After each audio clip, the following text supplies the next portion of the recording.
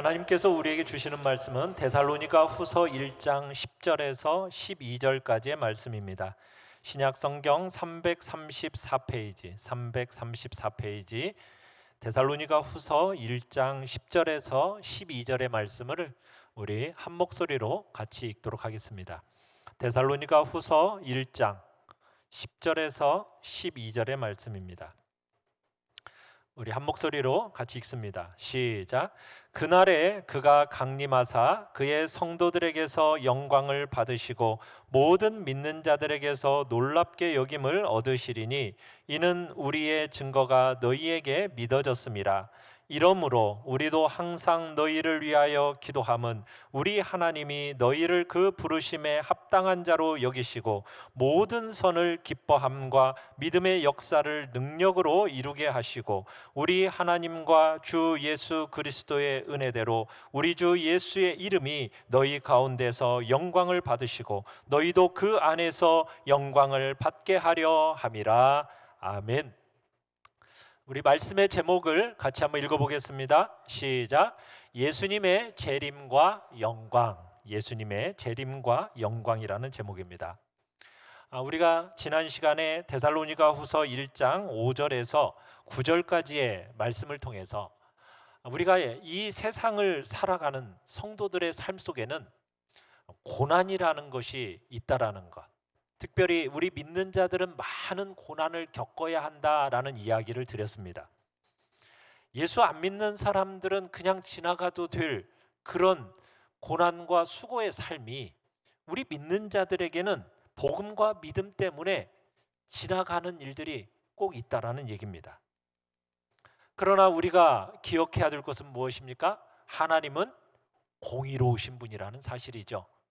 그 공의로우신 하나님이 우리에게 환난으로 갚는 자에게, 환난을 우리에게 주는 자들에게는 어떻게 한다고 얘기하고 있습니까? 환난으로 되갚아 주시고, 환난을 받는 우리들은 어떻게 해주신다고 약속하셨습니까? 7절에서 우리와 함께 안식으로 갚아주시는 것이 하나님의 공이다, 이렇게 말씀을 드렸죠. 그러면서 오늘 우리가 살아가는 이 시대를 가리켜서 하나님의 은혜의 시대, 구원의 시기임을 성경은 우리에게 가르칩니다. 이 은혜의 시기에 끝까지 하나님을 알기를 거절하고, 그리고 끝까지 하나님의 복음의 말씀에 순종하지 않는 자들에게는 하나님께서 그때 오셔서 어떻게 하신다고요? 심판하시고 영원한 멸망의 형벌을 주신다, 그렇게 말씀하고 계십니다. 하나님의 형벌이라는 것은 9절에서 뭐라고 얘기했습니까? 주의 얼굴로부터 떠나게 되는 것, 그의 놀라운 힘의 능력으로부터 떠나게 되는 것이다 라고 말씀을 드렸어요. 그러니까 우리가 죄된 상태 그대로 있으면은 하나님의 멸망의 심판에 이를 수밖에 없게 된다라는 것, 넘겨지게 된다라는 것을 성경은 우리에게 가르쳐 주었죠. 자, 그런데 오늘 우리가 보게 되는 또 다른 한 측면을 우리에게 보여주고 있습니다. 예수님은 권능의 천상들과 함께 이 땅에 다시 오십니다. 그러면 모든 불의한 자들은 하나님이 심판하실 거예요. 그렇지만 믿는, 하나님을 믿고 예수 그리스도를 따르는 자들에게는 무엇이 있다라고 성경은 얘기합니까? 큰 복과 은혜가 있다라고 우리에게 오늘 본문은 말씀하고 있습니다. 그래서 오늘 이 부분에 대해서 우리가 집중해서 보려고 합니다. 주님께서 이 땅에 오실 때 우리에게 주어지는 큰 복, 은혜, 그것을 한 단어로 딱 얘기하면 뭐라고 말할 수 있을까요? 한 단어로 말하자면 영광입니다. 영광. 주님이 이 땅에 오셔서 하나님의 공의를 온 땅에 알도록 드러내실 때, 여러분, 거듭거듭 하나님을 믿지 않는 자들을 향해서는 멸망과 심판이 있지만, 그러나 주님을 믿고 사랑하며 따랐던 자들에게는, 모든 그 성도들을 향해서는 뭐가 있다고요? 영광이 있다라고 오늘 성경은 우리에게 가르치고 있다는 얘기입니다.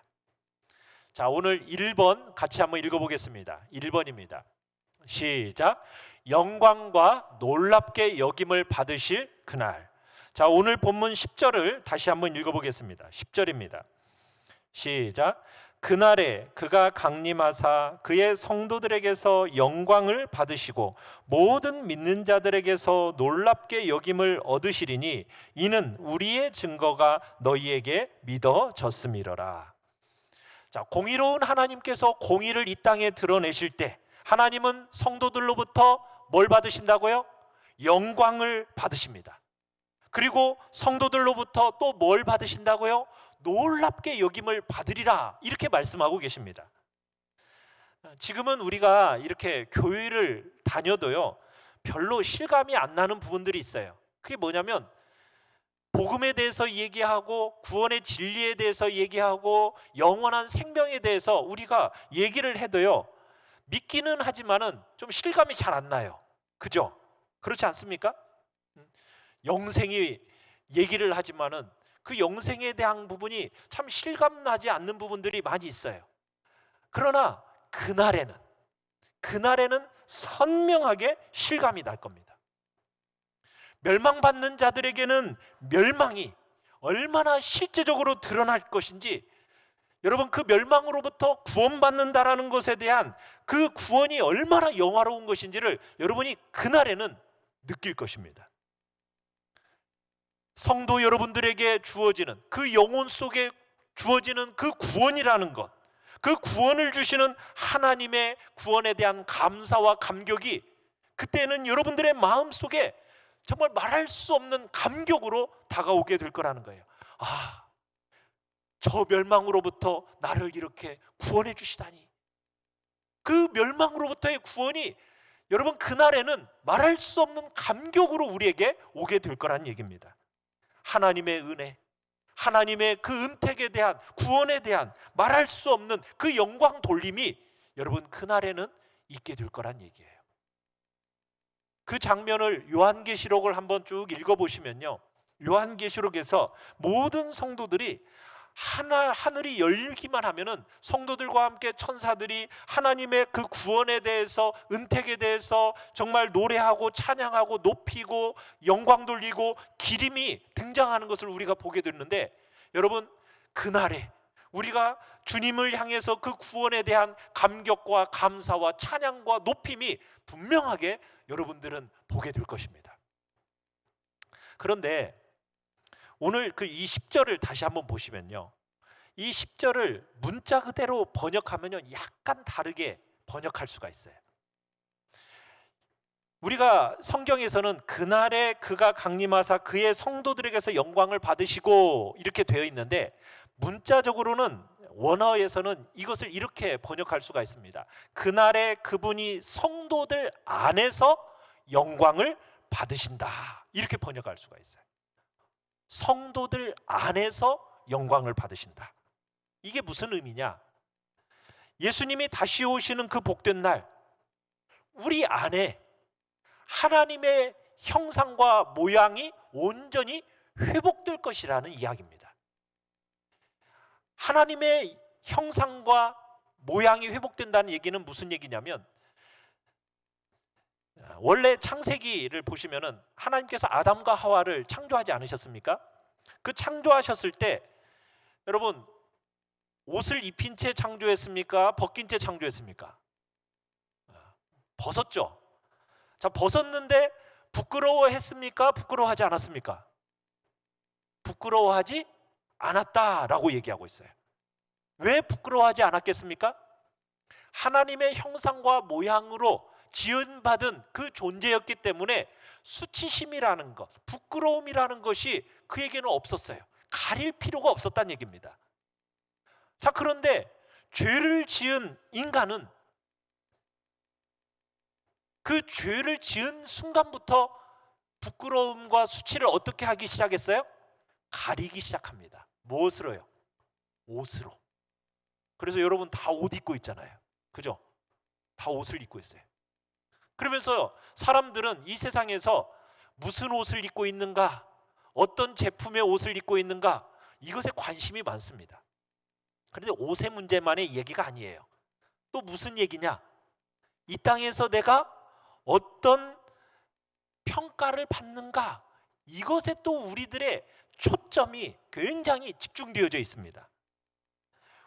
세상이 입혀주는 옷, 그러니까 성공과 실패, 높음과 낮음, 귀함과 천함, 이런 다양한 형태의 옷을 입고 그것으로 우리를 평가하고 서로를 평가해야 됩니다. 여러분, 그런데요, 그날에는 이런 옷을 입을 필요 없이 정말 서로에 대한 부끄러움과 수치를 서로 그것이 드러나지 않는 하나님의 형상과 모양으로서 우리가 온전하게 드러나게 될 거다. 성경은 우리에게 얘기하고 있는 거예요. 세상의 어떤 것과 비교할 수 없는 그 존영과 아름다움이 그날에는 우리 성도들 각자의 마음속에 온전하게 이루어질 것이다라는 것이 오늘 성경 본문의 이야기라는 거죠. 사랑하는 성도 여러분, 주님은 우리를 구원의 최고의 걸작품으로 여기십니다. 그 걸작품의 원래 모습 그대로 그날에 드러나게 될 거라는 거예요. 지금 우리 보고 당신은 걸작품이에요, 정말 하나님의 재창조의 창조의 걸작품이고 정말 재창조 구원의 걸작품이에요, 이렇게 얘기를 하면 좀 여러분의 마음은 어떠해요? 좀 부끄럽죠? 그죠? 아유, 내가 걸작품이라니, 나 같은 게 무슨 걸작품이야, 어떤 그런 좀 부끄러움이 우리 안에 있을 거예요. 그런데요, 그날에는 그런 부끄러움이 없어요. 온전한 하나님의 형상과 모양으로서 완전해지기 때문에 더 이상 부끄러움이 없는 온전한 모습으로 나타나게 될 거라는 겁니다. 그래서 우리는 그날이 기대가 되어지는 거예요. 야, 부끄러움이 없이 모든 사람들 앞에서 당당하게 설 수 있는 그날이 바로 예수님의 재림의 날입니다. 두 번째, 10절에서 또 한 가지 얘기하는 게 무엇입니까? 모든 믿는 자들에게서 무엇을 놀랍게 여김을 얻으시리니, 이렇게 얘기하고 있어요. 모든 믿는 자들로부터 놀랍게 여김을 받는다. 자, 왜 놀랍게 여김을 받겠습니까? 주님이 우리에게 주신 이 구원이라는 것이 우리의 생각을 뛰어넘고 우리의 상상을 뛰어넘는 너무나도 큰 부요함이 주어지기 때문에, 경험되어지기 때문에 놀랍게 여김을 받게 될 거라는 얘기입니다.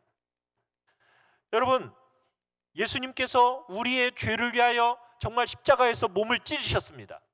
십자가에서 우리를 대신해서 피를 쏟으셨어요. 그래서 우리의 죄값을 치르지 않으셨습니까? 참 그 부분에 대해서 우리가 감사하기는 하죠. 그렇지만은 충분한 정도로 우리가 느끼지를 못해요. 그러나 그날에는 여러분이 상상할 수 없는 순전함을 여러분들이 보게 될 거란 얘기입니다. 지금은 참 우리 안을 보면은 불순물이 얼마나 많아요, 그죠? 참 어리석음이 많이 보여지고 또 여러 가지 죄와 추함들이 우리 안에 많이 섞여 있다는 것을 보게 돼요. 그런데요, 그날에는 여러분, 그 모든 불순물과 죄됨, 추함이 다 사라지고 정말 순전한 아름다움으로 여러분들이 나타나게 될 것입니다. 그러면은 나 자신으로 인해서 놀라고요, 다른 사람을 보면서 놀라는 거예요. 저런 모습이었어? 하면서 그 순전한 아름다움을 가지고 그날에 서로 보게 될 것이기 때문에 서로 놀랍게 여김을 받게 된다는 얘기입니다. 우리가 때로 사랑하는 사람을 만나서 서로 사랑하면서 살아오지 않습니까? 사랑을 주기도 하고 사랑을 받기도 하고, 또 우리에게 아들, 딸 주셔서 그 아들처럼 딸처럼 여기면서 서로 소중한 만남을 우리가 갖지 않습니까? 그렇지만 우리가 참 사랑한다고 말을 하면서도 그 참 사랑이라는 것이 얼마나 힘들어요, 그죠? 네. 참 부부로 만나서 참으로 온전하게 사랑하며 지내기도 참 세월이 아까운데 참 그렇지 못하고 살아가는 경우들도 있잖아요. 자녀들에게 대해서도 그렇고 우리가 교회 안에서 만나서 서로 사랑하기도 아까운 시간인데도 불구하고 그 사랑을 온전히 드러내지 못하는 그런 모습들이 우리 안에 나타나요. 그런데요, 그날에는 그 어떤 만남과 비교할 수 없는 너무너무 사랑스러운 사람들을 여러분들은 만나게 될 것이고, 그로 인해서 놀라게 될 겁니다. 그날에는요, 여러분의 중심에서부터 누군가를 사랑하게 될 거예요. 사랑하는데 어려움이 없어요. 그냥 참되고 진실하게 막 사랑이 쏟아져 나오면서 하나님을 사랑하고 이웃을 사랑하는 것, 그것이 너무 쉬워지는 그런 날이 그날이 될 거라는 거예요. 그래서 여러분들이 그날에는 여러분의 생각을 뛰어넘고 여러분의 상상을 뛰어넘는 그 영광을 보면서 여러분들이 놀라게 될 거예요. 야, 주님이 우리에게 주신 구원이라는 것이 이런 거였어? 하면서 여러분들이 놀라게 될 거란 얘기입니다. 야, 주님이 나를 위해서 몸이 찢기시고 피를 쏟으셨더니 우리에게 주신 이 구원이라는 것이 정말 과연 형용할 수 없는 부요와 아름다움으로 우리에게 다가왔구나, 막 이런 것들을 경험하면서 여러분들이 그날에는 놀라게 될 거라는 거예요. 오늘 그 이야기를 성경은 이야기하고 있는 겁니다. 여러분, 그날이 기대가 되십니까? 빨리 왔으면 좋겠죠? 아니에요? 아직도 이 세상에 미련이 많아요? 자, 2번을 같이 한번 읽겠습니다. 2번입니다. 시작. 영광의 약속을 붙들고 기도하라. 여러분, 우리에게 그날에 주어지는 이 놀라운 이야기들을, 참으로 우리에게 이 약속을 확인시켜 주면서 사도 바울이 우리를 어디로 데려가고 있습니까? 11절에 보시면은 우리를 어디로 데려가고 있어요? 기도의 자리로 데려가고 있습니다. 우리에게 정말 영광스러운 그 약속이 우리에게 주어졌으면은 그 영광스러운 자리로 인하여서 아니하고 나태한 자리로 그냥 약속만 기다리면서 되는 거 아니야 하고 아니하고 나태한 자리로 데려가는 것이 아니라, 오히려 우리를 거룩하고 성결한 삶을 살기를 원하면서 기도의 자리로 우리를 데려가고 있는 모습을 보게 되는 겁니다.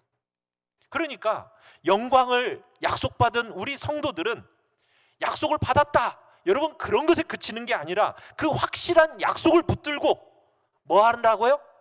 기도의 골방에 들어가서 그것을 붙들고 기도해야 된다는 얘기입니다. 간절한 마음으로 그 일이 속히 성취되어지기를 간절히 바라면서 사모하고 구하는 것이 바로 성도의 모습이라는 것을 오늘 사도 바울은 우리에게 가르쳐주고 있는 거죠. 자, 11절에 그래서 이러므로, 자, 이러므로라고 시작이 되어지죠. 여러분, 이러므로가 뭡니까? 이런 분명한 약속을 가지고 있으므로, 확실한 미래가 우리에게 보장되어져 있으므로, 자, 그러니 어떻게 하라고요? 자, 우리 11절 같이 한번 읽어봅니다. 시작. 이러므로 우리도 항상 너희를 위하여 기도함은 우리 하나님이 너희를 그 부르심에 합당한 자로 여기시고 모든 선을 기뻐함과 믿음의 역사를 능력으로 이루게 하시고. 자, 기도의 자리로 우리를 데려가면서 무엇을 위해서 기도하라 하면서 기도의 제목을 얘기하고 있습니다. 자, 기도의 제목 첫 번째가 무엇입니까? 자, 1번 같이 한번 읽어보죠. 시작.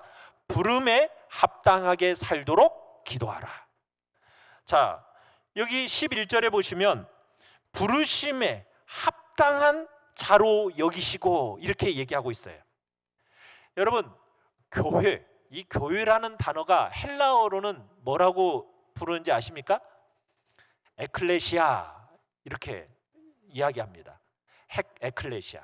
이 에클레시아는 두 단어가 합쳐진 거예요.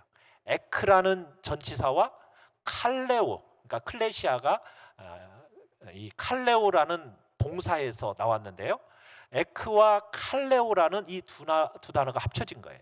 이 에크라는 단어는 뭐냐? 무엇으로부터라는 전치사입니다. 무엇으로부터. 칼레오라는 것은 뭐냐면 부르다라는 동사예요.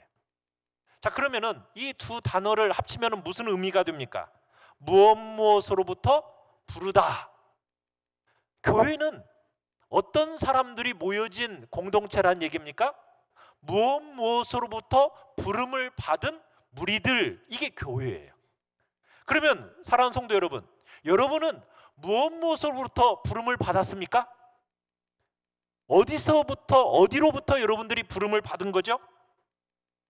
여러분은 죄악과 심판으로부터 여러분은 부름을 받았습니다.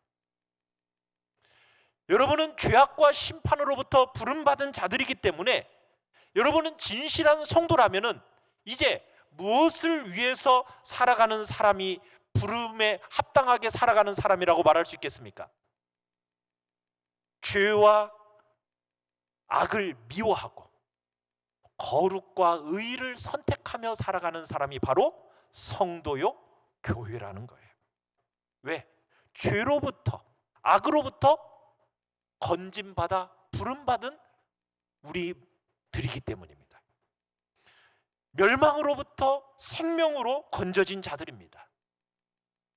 그렇기 때문에 우리는 이제는 죄를 선택하지 않는 거예요. 무엇을 선택하며 살아가는 사람들이라고요? 의를 선택하고 거룩을 선택하며 살아가도록 부름받은 존재라는 것, 그 부름에 합당하게 살아가도록 기도하라, 지금 이야기하고 있는 겁니다. 이 세상은 어떤 세상입니까? 약육강식의 세상이죠. 적자생존, 무한 경쟁의 세상입니다.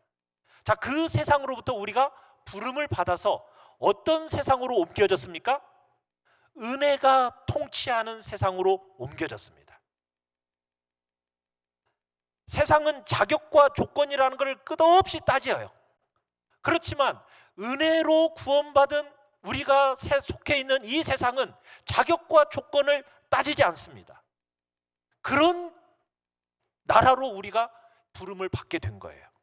그렇다면 우리가 이 땅을, 이 공동체 안에서 다른 사람들을 비교하면서 자격과 조건을 따지는 것이 합당한 겁니까? 합당하지 않은 겁니다. 왜? 내가 은혜로 구원받은 존재이기 때문에 우리는 자격과 조건을 서로 비교하며 따지는 존재가 아니라는 거 우리는 기억해야 되는 거예요. 그러면서 우리는 부르심에 맞게 합당하게 살아가야 됩니다. 우리는 세상처럼 인과응보, 무슨 원인이 있으니 결과가 있고 내가 받았으니 나는 되갚아준다, 여러분 그런 식으로 세상을 살아가지 않습니다. 우리는 어떻게 살아가는 사람들입니까? 억울한 것을 당했어요. 억울한 것을 당하면은 여러분 우리는 어떻게 해야 되죠? 억울한 것 되갚아 주는 겁니까? 원수 갚아 주는 겁니까? 우리는 그렇게 살아가도록 부름받지 않았어요. 우리가 산상수훈에서 보았지만 오른뺨을 맞으면 어떻게 하래요? 왼뺨을 돌려대래요. 여러분 핍박을 받으면은 여러분 되갚아 주래요? 아니죠. 뭐 하라고 얘기합니까? 오히려 축복하라는 거예요. 우리는 다르게 부름을 받은 존재라는 거 기억하라는 얘기입니다. 세상은 약육강식의 세상이에요. 적자생존의 세상이에요. 그러다 보니까 뭘 가지려고 합니까? 힘을 가져야 된다는 거예요. 높아져야 된다는 거예요. 그래서 힘을 가지고 높아져서 뭔가를 하고 싶어 하는 것이 세상입니다. 그러나 우리는 그런 세계로부터 부름을 받았어요. 그렇기 때문에 무엇을 합니까? 우리는 힘을 가지고 높아져서 억압하는 자리로 가는 것이 아니라 우리는 희생하고 섬기고 낮아지고 종이 되고 할 수만 있으면 손해보는 자리에 서는 것이 우리가 부름받은 자리라는 거예요. 여러분은 그걸 아십니까? 세상은 그렇게 살아가는 것을 미련하다, 어리석다 그렇게 얘기합니다. 그러나 우리를 부르신 부름이 무엇인지를 안다면, 세상과는 다르게 내가 부름받은 줄 안다면 우리는 세상과 다르게 살아야 되는 거죠. 그렇게 살아서는 안 되는 것입니다. 사랑하는 성도 여러분, 여러분들이 정말 어렸을 때 살던 세상과 지금 사는 세상 어때요? 더 살만하게 되지 않았습니까? 근데요, 경제적이나 물질적으로나 모든 환경과 여건들은 굉장히 살게 되어졌는데, 부유하게 되어졌는데 행복감은 어떤가요? 더 낮아져 버렸습니다. 왜 그럴까요? 이유가 무엇이겠습니까? 여러분, 우리가 이 세상에서 우리가 믿는 자로서의 삶을 살아가지 않기 때문입니다. 다른 삶을 살지 않기 때문입니다. 이 숨막히는 세상에 우리 믿는 자들이 숨통을 열어줘야 되는데 그 숨통을 열어주지 못하기 때문에 이 세상이 더 행복해지지 못하고 숨막히는 세상이 되어버렸다라는 거 우리는 기억해야 된다는 얘기입니다. 우리는 우리가 부름받은 자리가 무엇인지를 기억해야 됩니다. 종이 되는 것입니다. 희생하는 것입니다. 섬기는 것입니다. 정말 남들에게 유익을 주기 위해서 살아가는 존재라는 것을 우리는 기억해야 되는 겁니다. 당장에 여러분 안 되는 것 같아도요, 여러분 그 길을 우리 가십시다. 가보면은 세상이 살고 내가 사는 지름길입니다. 세상의 지혜와 세상의 방법이 이기는 것 같아도요, 가보면은 하나님이 다스리신다라는 것을 여러분은 보게 될 것입니다. 부르심을 받는 부름에 합당하게 살도록 여러분 기도하십시다. 때로는 실패하기도 하고 넘어지기도 할 것이지만 여러분 포기하지 않고 그런 삶을 신실하게 살아내도록 기도하며 나아가시길 바랍니다. 두 번째, 무엇을 위해서 기도합니까? 같이 한번 읽어보겠습니다. 시작.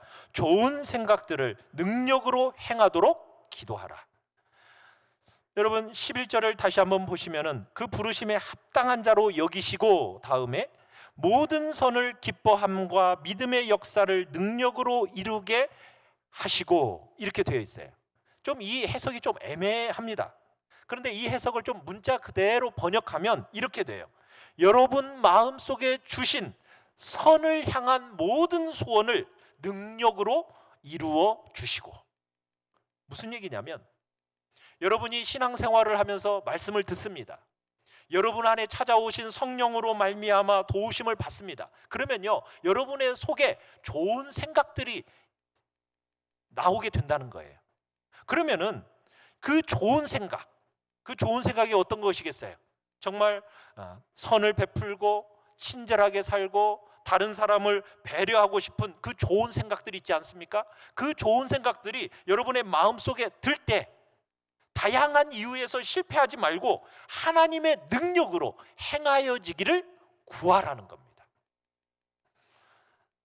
여러분 우리가 때로 좋은 생각이 나지만은 우리가 생각만 하고 지나갈 때가 얼마나 많아요. 그죠? 좋은 생각이 나지만 그냥 생각만 하고 지나가 버려요. 동기와 목적은 좋은데 그 일을 실현할 수 있는 능력이 없어서 어그러질 때가 얼마나 많습니까? 그런데 우리가 하나님의 말씀으로 말미암아 또 성령으로 말미암아 우리에게 주어지는 그 좋은 생각들, 온갖 형태의 좋은 마음의 소원들, 그 소원들이 하나님의 능력으로 이루어지도록 기도하라는 거예요. 지금 그 이야기를 하고 있는 겁니다. 사랑하는 성도 여러분, 오늘 여러분들이 이 자리에서 말씀을 듣는 가운데 여러분의 마음에 성령께서 주시는 착하고 좋은 생각들이 여러분들의 마음속에서 나거든 그냥 흘려보내지 마시고 그 좋은 생각들이 하나님의 능력으로 행해지도록 기도하며 나가시길 바랍니다. 선을 행하다가 여러분 낙심하지 마십시다. 시대의 조류를 보면서 왜 나만 이렇게 살아야 돼? 이렇게 여러분 뒷걸음치지 마십시다. 하나님이 우리의 마음에 두신 그 선을 행하며 살아가시길 바랍니다. 사람들을 섬기십시다. 사람들에게 배려하고 친절하고 좋은 생각들이 여러분의 삶에서 나타나도록 애써 여러분들을 들여가십시오. 그래야 이 한국 사회가 좋은 사회가 살만한 세상이 되는 것입니다. 성도들이 믿음으로 살기 시작하면 새로운 세상이 펼쳐지게 되는 거예요. 여러분 시대의 정신을 따라서 얕게 살고 이기적으로 여러분 살지 마십시오. 하나님이 주신 좋은 생각을 여러분 실천하며 살아가는 복된 자리에 여러분 모두가 있기를 간절히 바랍니다. 3번 같이 한번 읽어보겠습니다. 무엇을 위해서 기도해야 됩니까? 믿음의 역사를 이루도록 기도하라.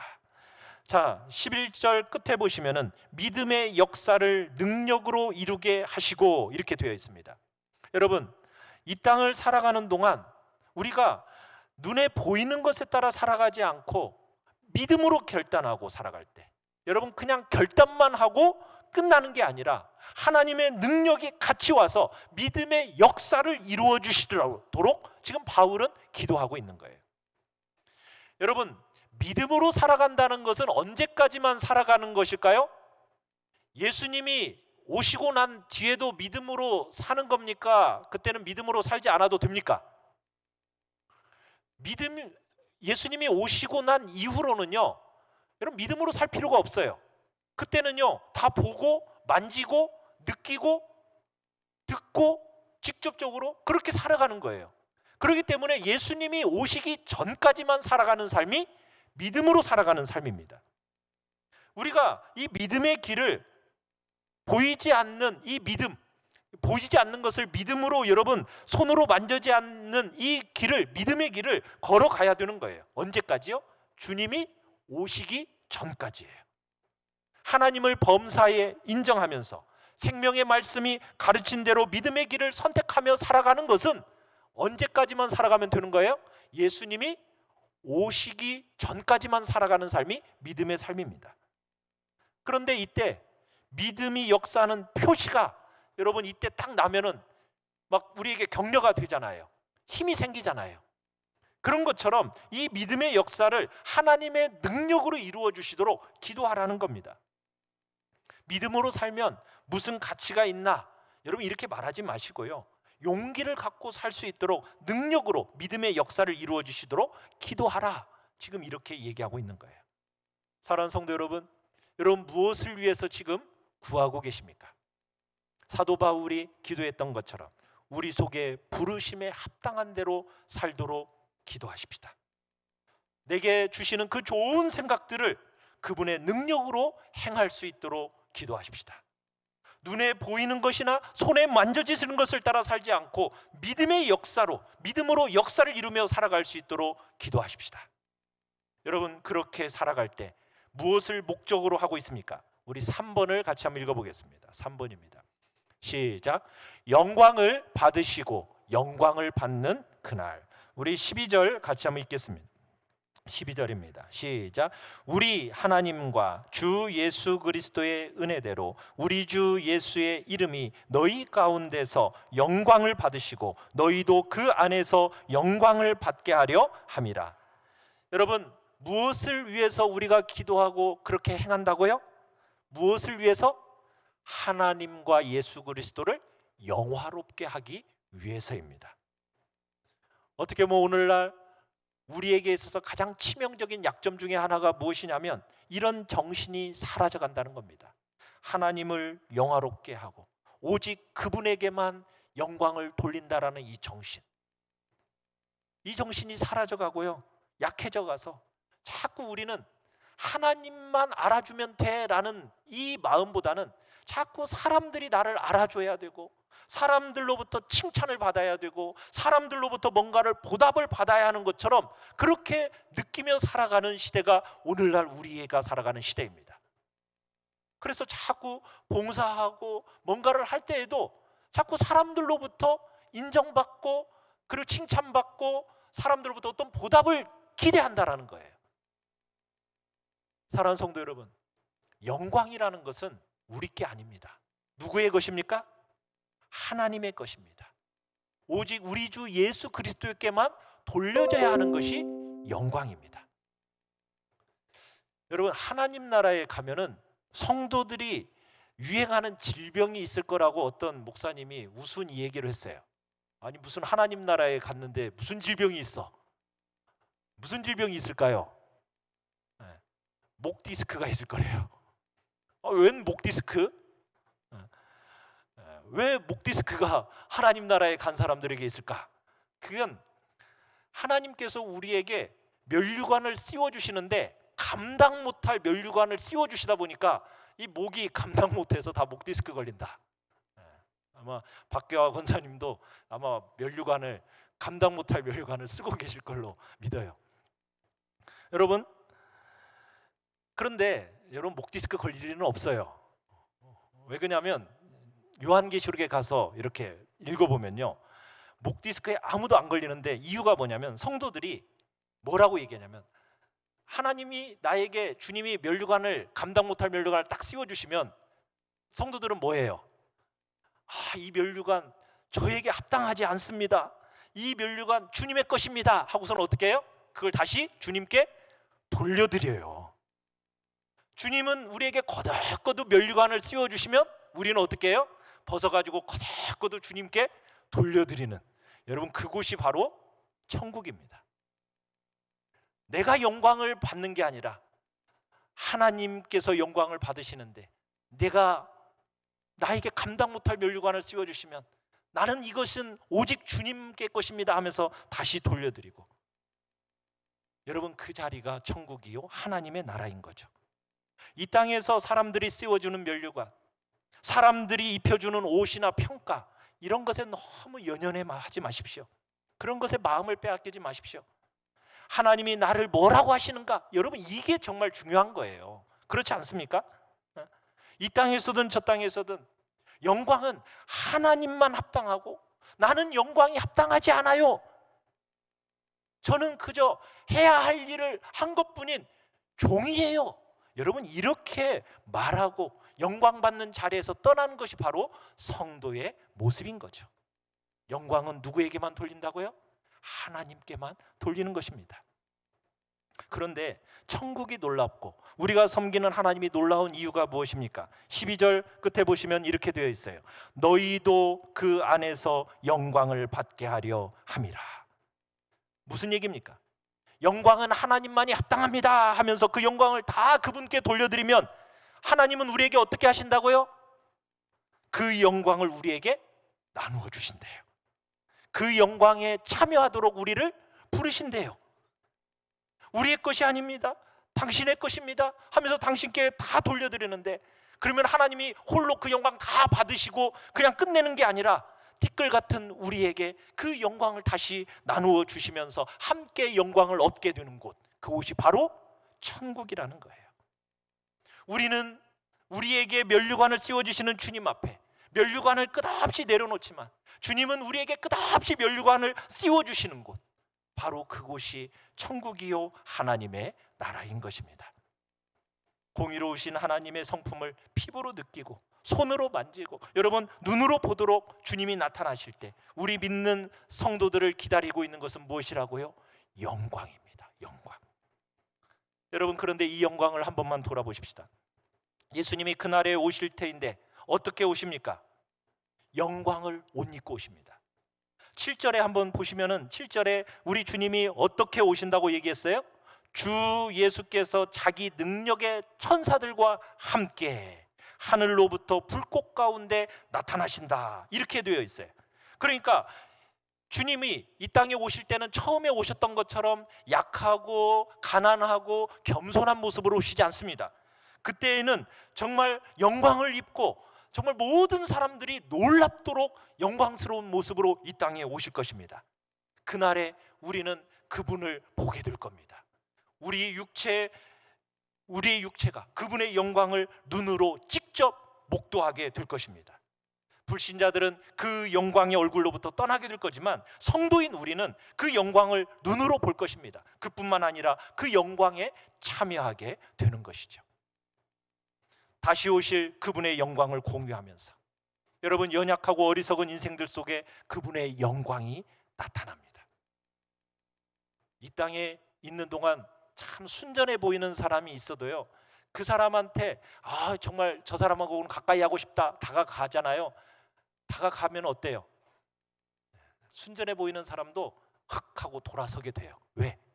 그 사람에겐 결핍이 있고 연약함이 있고 죄됨이 있고 모자람이 있고, 여러분 그런 모습이 딱 드러나게 되기 때문에. 그런데요, 그날에는 죄로부터 완전한 자유가 주어지게 됩니다.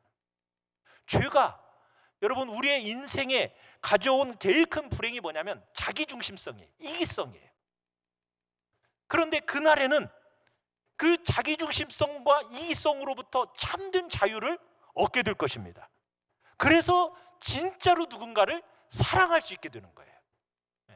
이 세상에서는 사랑한다고 말하면서도 여전히 자기중심성과 이기성을 벗어나지를 못하는데, 그날에는 그 자기중심성과 이기성으로부터 벗어나서 그 한계와 모순을 넘어서서 정말 하나님을 사랑하고 이웃을 진실하게 사랑하는 그날이 우리에게 올 거란 얘기입니다. 그 복된 영광 경험하게 될 거예요. 여러분, 그날 기다려지시죠? 네. 그렇다고 해서 우리가 하나님이 같이 된다는 얘기는 아닙니다.